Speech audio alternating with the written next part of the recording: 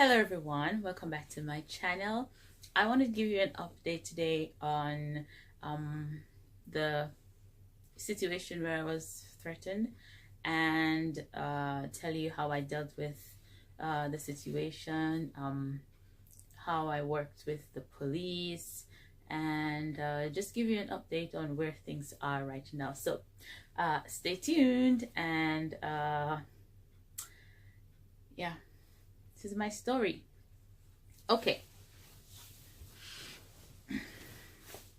so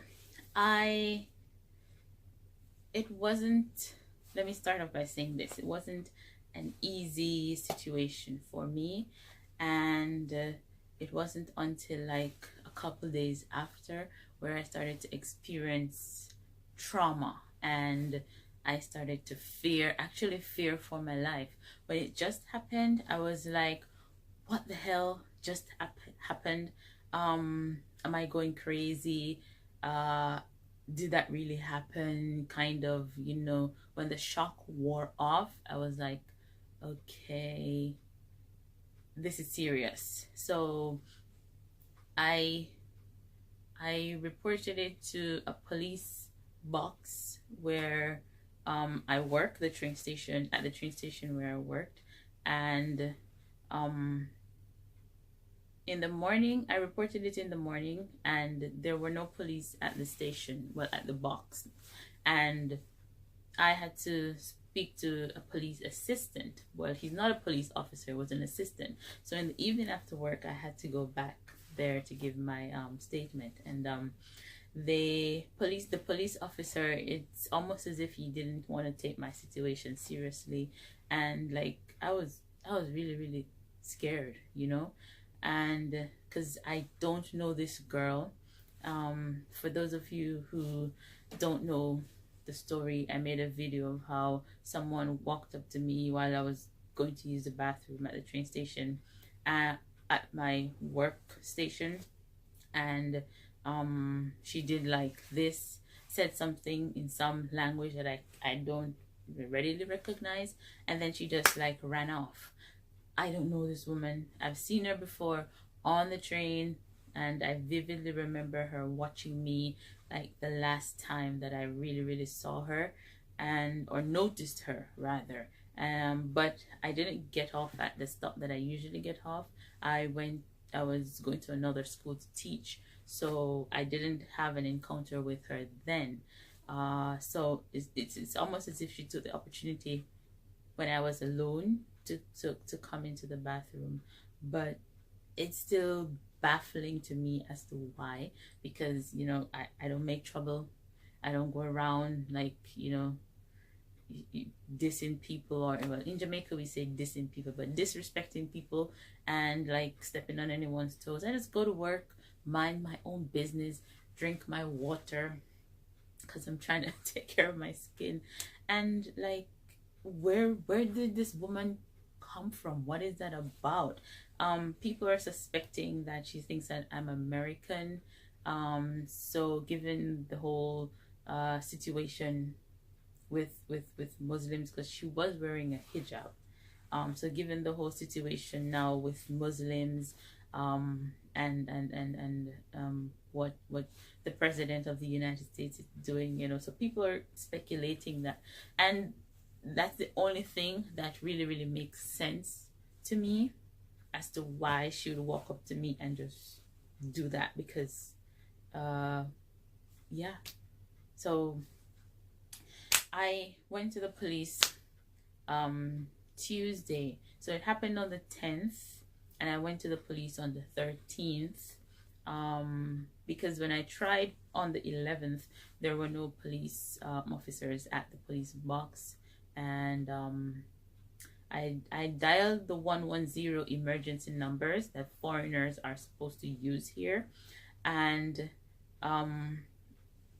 I did speak to someone in English, but they told me to, I think based on where you are, or when you dial the 110 number, it goes to a police station close to that, close to where you live. So because I lived in Tokyo, when I called 110, the police station in Tokyo picked up the call. And I was told that if you're in Kanagawa and you dial 110, that will go to a police station, or the Kanagawa HQ police station. They do have English speakers there, which was, I must say that, you know, overall, I think they dealt with the situation as best as possible. So let me not get ahead of myself. Back to when I went to reported it to the police. So he took my statement. He didn't understand English very well. So I had to use Google Translate and relay what happened to him. And then I asked if he could check the security cameras at the station, because where the incident occurred, there's a security camera facing the entrance to the bathroom. So the camera should be able to pick up where, or should have been able to pick up where, when I went into the bathroom, when she came in after me, when she ran out, and then when I came out of the bathroom, right?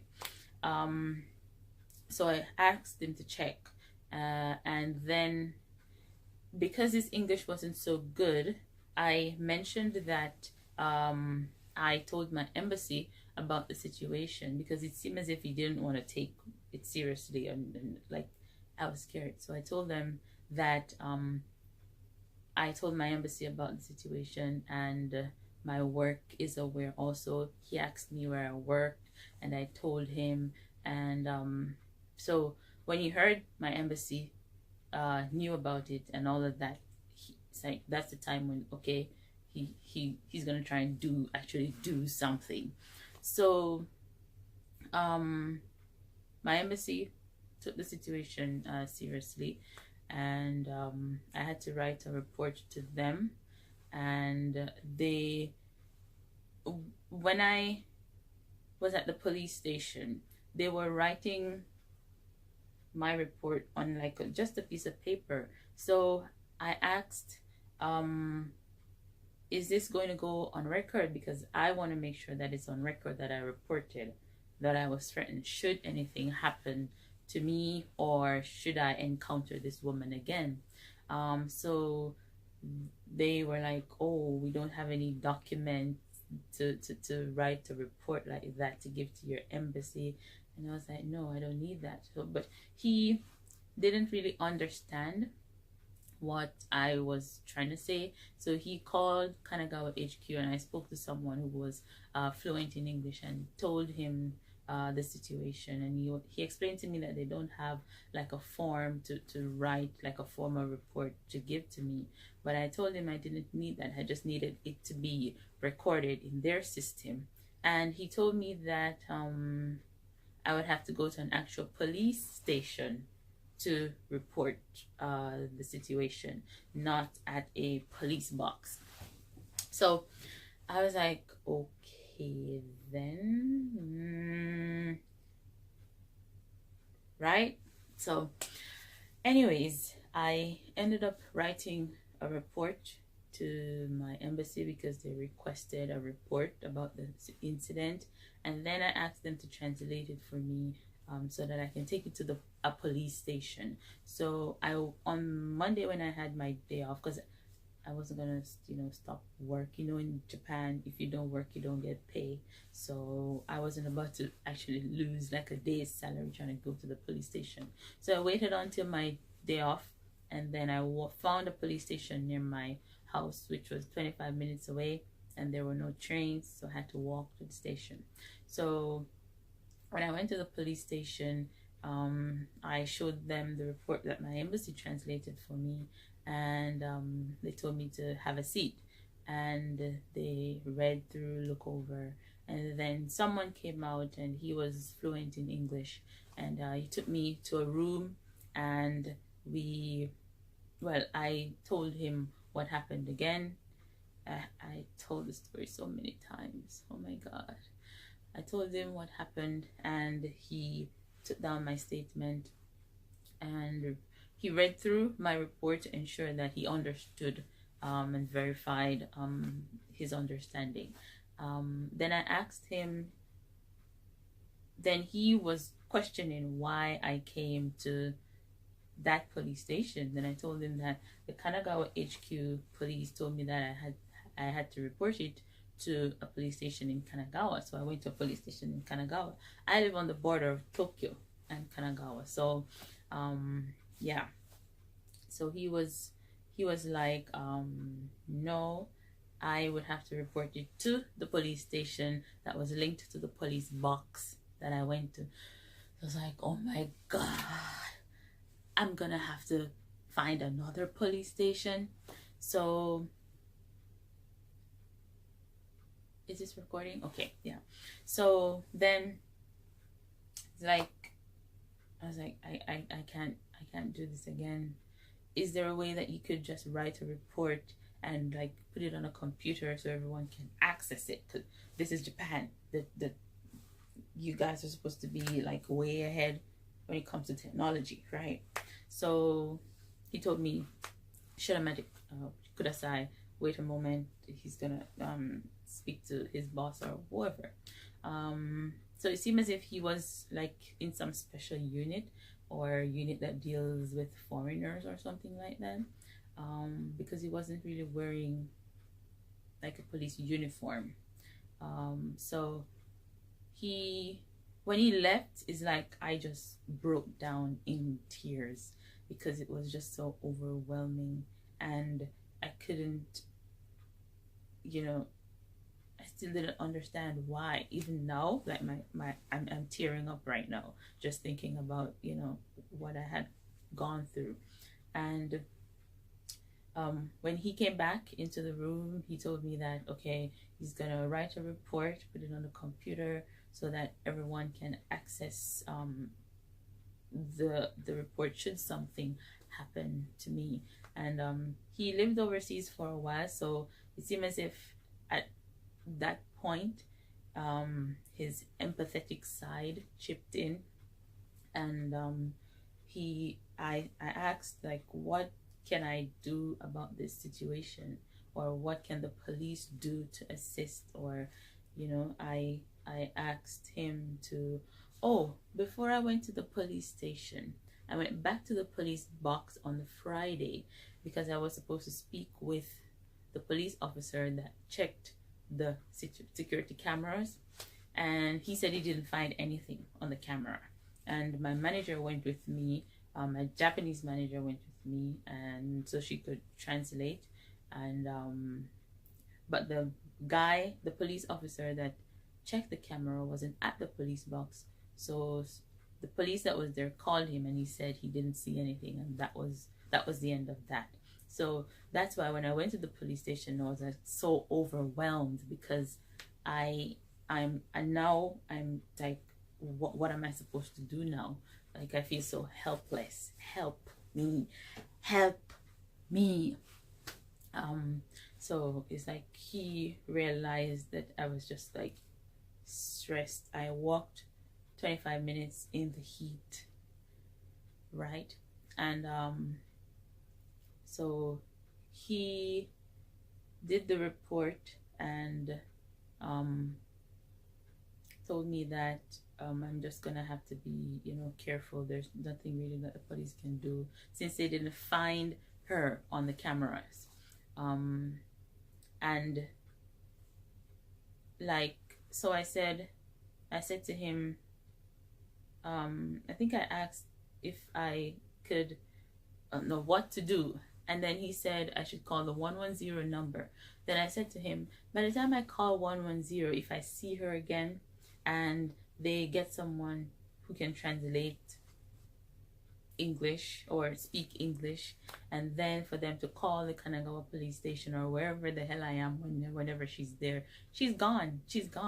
And he understood and I just said that's the reality of the situation, and he was like, yeah, that is the reality of the situation for real.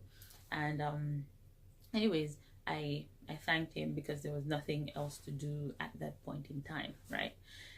And I left and I came home. I felt somewhat better that okay, now it's actually on the police system, because I don't think there was much anyone could do unless they really saw her on the cameras. So when I went back to work on Tuesday, I saw a missed call. So a police officer from the Kanagawa police station, um, from the police station that's linked to the police box, not Kanagawa police station. Um, he called me and told me that he wanted to meet with me, and like he was going to look further into the situation. So I was like, oh, okay. So he told me he spoke to the police officer that I spoke with at the police station that I went to. And I was like, oh, I didn't know they were going to actually, take it any further than that.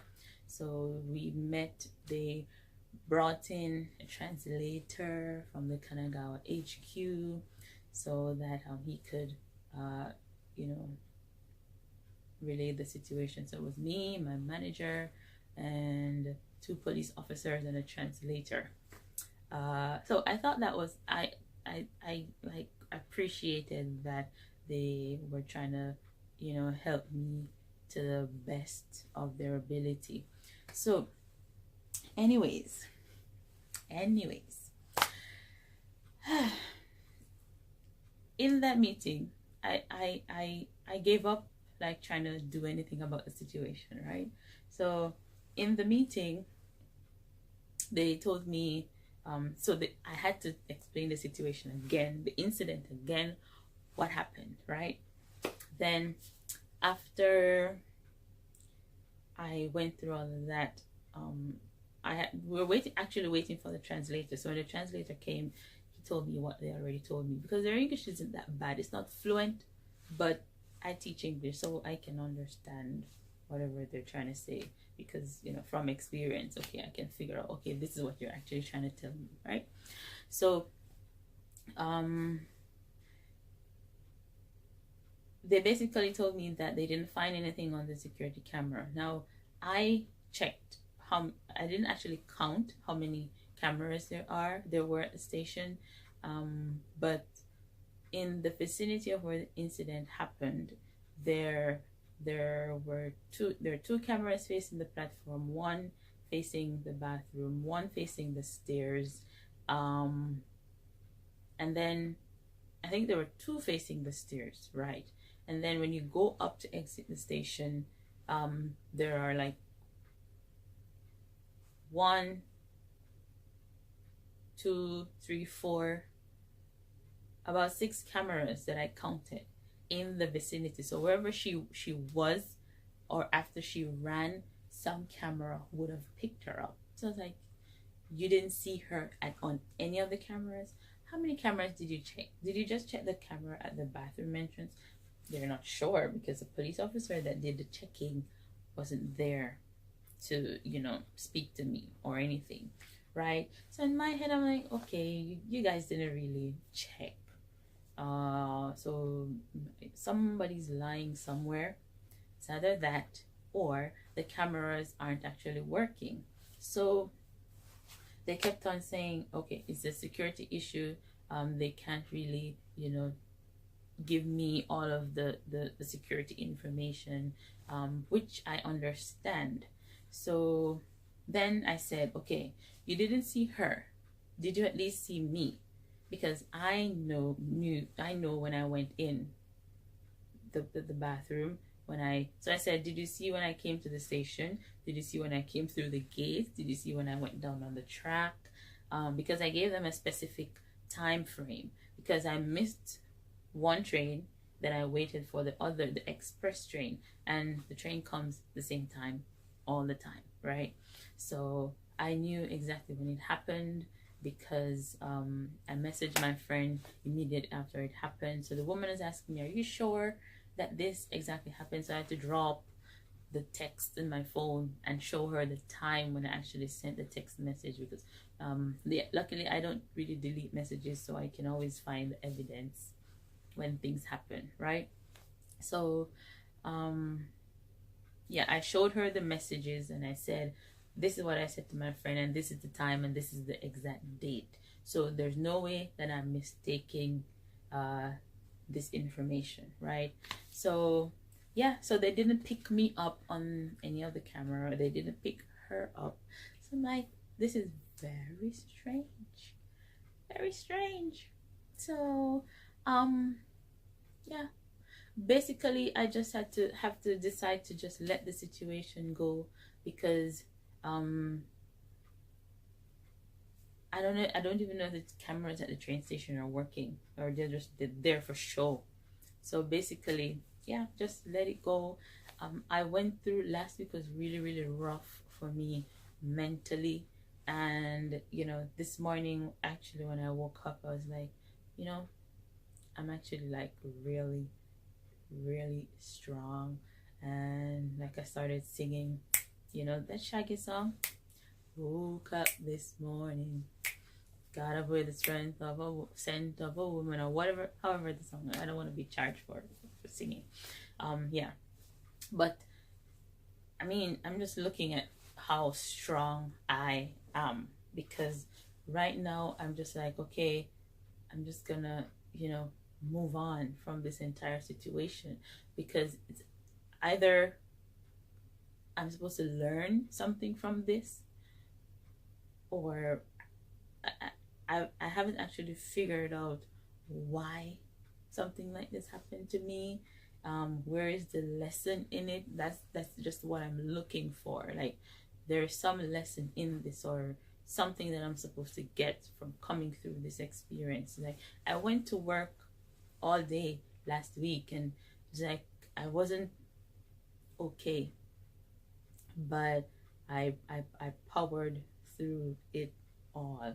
And it's like I just keep on like amazing myself, um at how I can, get through challenges and situations.